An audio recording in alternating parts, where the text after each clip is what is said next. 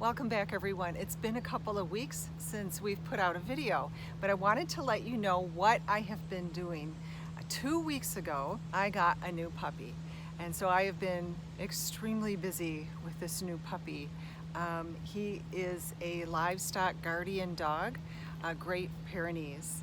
And he is just the cutest, fluffiest little teddy bear I ever did see. His name is Odin, as the Norse god of the 9 realms. He is the protector of all. So we'll see if that name works out for him. And we got him because we really felt we needed more protection here on our little farm. We have 3 sheep, 2 goats, and about 130 chickens right now. You guys had been watching my video. You saw how we had hatched some baby chicks here during quarantine and had quite a few. We had 24 hatch on Easter weekend. We did another batch and then I went to Tractor Supply and got more.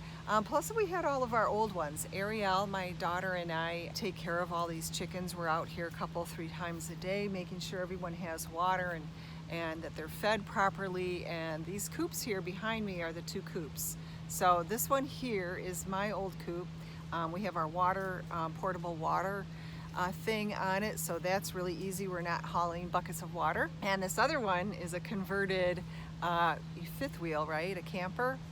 And with both of those chicken coops, we actually ripped out the floors and we put in the hardware cloth. So it's a wire floor, so when the chickens are roosting at night and pooping, all of the poop can go through, most all of it anyway, and end up on the ground. So again, we're not shoveling poop, and plus the chickens have a lot more air flowing through. It's a lot cooler here in the summer for them. It's not hot and stuffy in there. In the winter, we bed it down with a lot of hay so it stays warm in there, but still they do have some ventilation. And it's really important, you guys, to have fresh air and ventilation. And you know, your coops should be mobile. So I am moving these coops around. I should be doing it once a week. And I waited 2 weeks, and they were over here underneath the mulberry tree for 2 weeks. So guys, I've been so busy the last 2 weeks, and I am so appreciative of my great staff. Dave and I have such a great team at Achatz Pie Company. We have our 6 shops and you know, our store managers and our district manager. We have our operations manager, Dave, and everyone in the office and helping just to run the whole bakehouse and the stores, including our children. And so I have been able to step back a little bit here over the last 2 weeks. And I mean, it's like having a new baby, this little dog, you know? So anyway, I'm really thankful that my team there at Achatz Pie Company has allowed me this time here, especially these first 2 weeks, to be with my new puppy. First day that I got him, I had my pen set up. My sister Colleen has been helping. She's a dog person. And so she brought over her pen. We have an outside pen because I knew that I needed to fight the urge to allow him to come into the house. LGD, you need to keep them outside near the animals that you expect them to bond with. We needed him to live out here near the chickens and be with the sheep. And unfortunately, Tina, the mama sheep, has been aggressive with him. She's been pounding her front hoof and charging him a couple of times.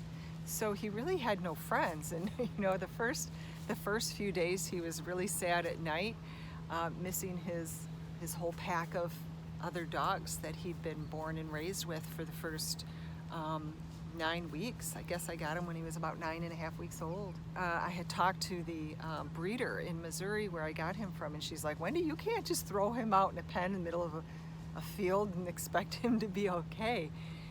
He's going to have to see you, you know, and know that you are there protecting him and shepherding him, being that you don't have another dog, another livestock guardian dog, there to guide him and shepherd him throughout this transition and really teach him what he's supposed to do. You're going to have to teach him.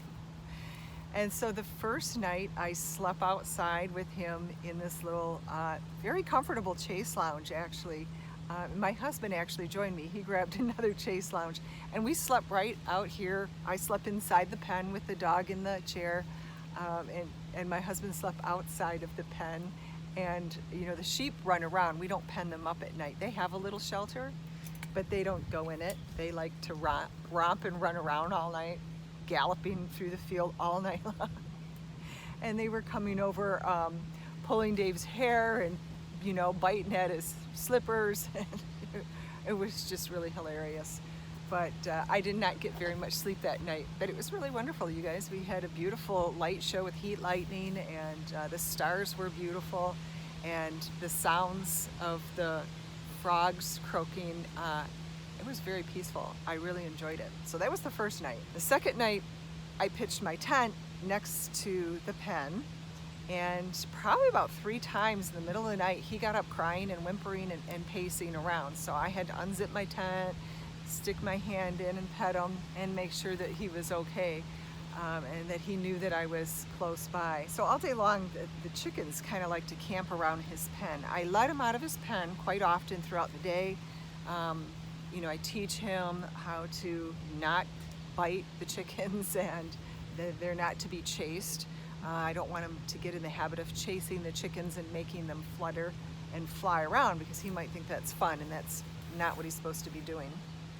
Great Pyrenees are originally bred and to take care of sheep. They actually have 2 dew claws on their back legs. They were meant to climb rocks in the Himalayas and in the French Alps, and where they were taking care of sheep. So it's really interesting. I've been studying Great Pyrenees for about 2 years, all livestock guardian dogs, and I felt that the Great Pyrenees was probably a really good fit for me, being that they're very tender-hearted, and they've got a big bark, and they're not, to me, they didn't seem real ferocious.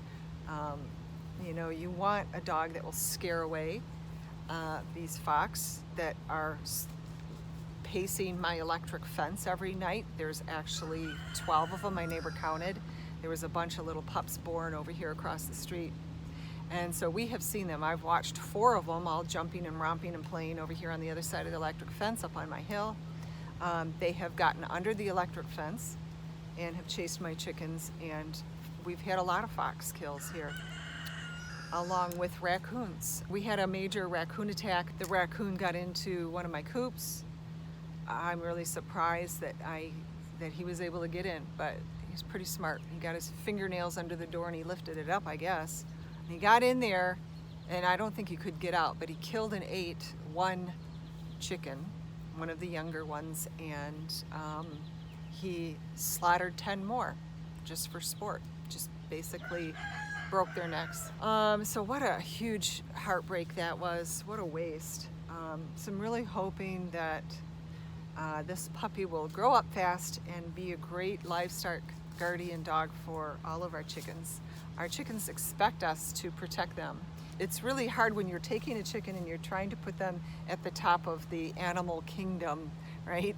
And but they are not. They're naturally way at the bottom of the animal kingdom, and they have a lot of predators, including aerial predators. So we have a lot of hawks too. And I watched a hawk about 10 days ago take off with one of these smaller guys here. That it was a little white one, just like that one, and she's about 9 weeks old. So a hawk can't really come down and take off with a 10 or 12 pound chicken, or even like an 8-pound chicken, but it certainly can take off with one of these little 2-pound chickens. We had a really bad storm here the other night, terrible rainstorm. So I have a lot of down branches, as you can see. We're trying to do yard cleanup. But we just ordered a doggy door, so he'll be able to go in and out of that barn as he sees, and we'll put a nice little safe kennel inside the barn for him to feel safe and secure, especially during the rainstorms like we had the other night. It was crazy. I got caught out here. I ended up having to climb inside that coop, and Odin ran underneath the coop, and he was harboring under the coop with all of the chickens, and my sheep found their way into their little sheep house, and they were safe. Eventually little Coco found her way too. She was crying for a little bit, but it was quite the storm. A lot of branches came down and a lot of power outages. So anyway, why am I going on and on about my chickens and my little farm and the big deal about my livestock guardian dog? It's because I want a better tasting egg. If I'm going to eat eggs here, I want the most nutritious food that I can get for me and my family. And an egg that is laid from a chicken that's out here scratching and eating bugs and scratching in the soil, biology, and they actually 15% of their diet is green grasses and clover and things like that too. So a chicken that's in a battery cage in a confined little 2-foot box all day long is not a healthy chicken. For one thing, I feel it's really inhumane. I feel that chickens were meant to do, you know, chicken things like they're doing, scratching, and they're running around and they're enjoying the sunshine and the fresh air. They're able to stretch and exercise and do all the wonderful things that chickens were meant to do. And I'm also concerned about the product that I make. We make a great pie, but can it be better? And so my focus here on my little pie farm here is to really do some research and development, I guess. I am trying to understand better how animals should be raised and how much healthier the products that come from animals could be if they're raised in a clean environment, in a healthy environment. So out here they're foraging a lot, they're eating a lot of scraps from the pie shop and from my kitchen.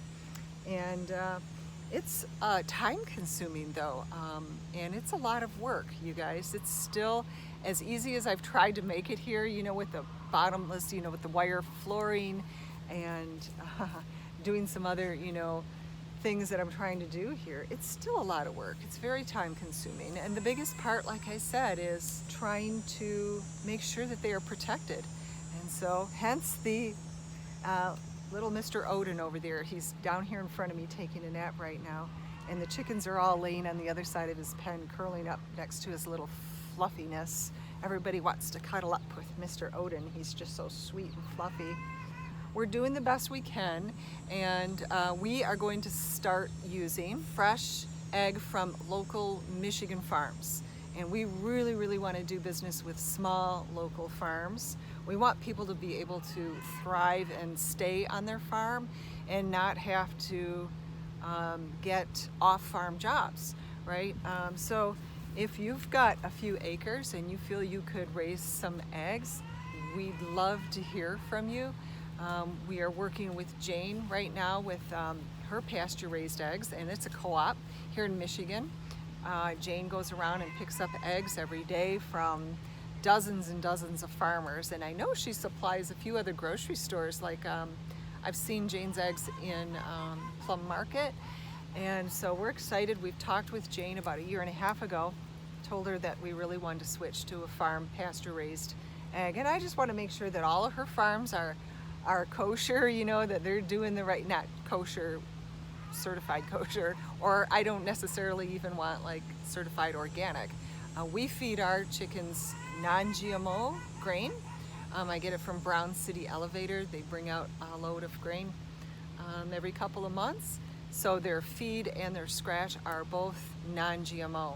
So that makes me feel good that I am not feeding the chickens grain that's been sprayed with Roundup or glyphosate, and so their intestinal system, you know, their gut biology is strong and healthy because it's not being killed off by glyphosate. So I feel that, you know, if you want to develop a really sick chicken, kill off their gut biology, right, their microbiome, and then you're going to have to worry about E. coli. And if they're sitting in a cage all day not getting exercise or fresh air, again, it's like the perfect breeding ground for E. coli and many other pathogens. So you guys, I feel this is the right way to raise animals, and it's the right way to support farms like this. And of course, not like mine. Mine's a very small scale, 130 or so chickens. But so anyway, if you are interested, it would be great to work with more local farmers. If you have not seen the video on our Amish dairy farms that we are working with, check that one out. I'll put a link below. We're so excited to now be using 100% grass-fed milk from Michigan dairy farmers who are 100% grass-fed. They feed them really good high-quality hay in the winter. They are not feeding their cows any GMOs, no glyphosate, no corn. So this milk is really super high in CLA and many other good nutrients. Again, it's scientific proven fact. So we're excited about that, and we hope that we can get enough eggs to make all of our pumpkin and pecan pies and our cream pies. So we have purchased an egg cracking machine that will separate the yolk from the white, and it will crack the eggs. So we're excited about getting that piece of machinery in. Of course, it's now delayed a month because of COVID. One of their employees at the manufacturing place where we're getting the machine had gotten the coronavirus, and so everybody has been on quarantine there. So, but that's okay, we'll be patient. We're just excited. It will help us to get all of our ducks in a row, I guess, and make sure that we're ready to start bringing in hundreds of dozens of eggs every week to crack. So excited about that.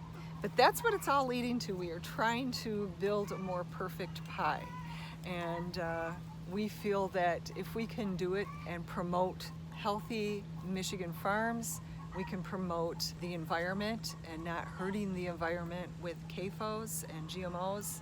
I feel that we will have a better pie.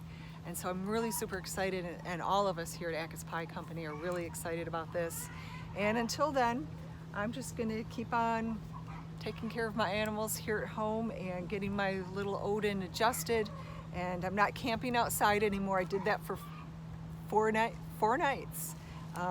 And I usually come out here and I take my iPad every night, and I've downloaded Vikings. I've been watching that series every night. So I'll watch a show out here. I'll stay out here till about 10 o'clock at night in the nice little comfortable chair with my little blanket. And he sleeps underneath the chair and he thinks I'm there, and then I wait till he falls asleep, and then I sneak off and I go in the house. So I've got my little trail camera out here, so I'm able to keep a good eye on him. It's really fun and exciting. All right, you guys, thank you for joining me today. I appreciate your time. Don't forget to like this video, share it with a friend, and don't forget to subscribe. All right, bye-bye.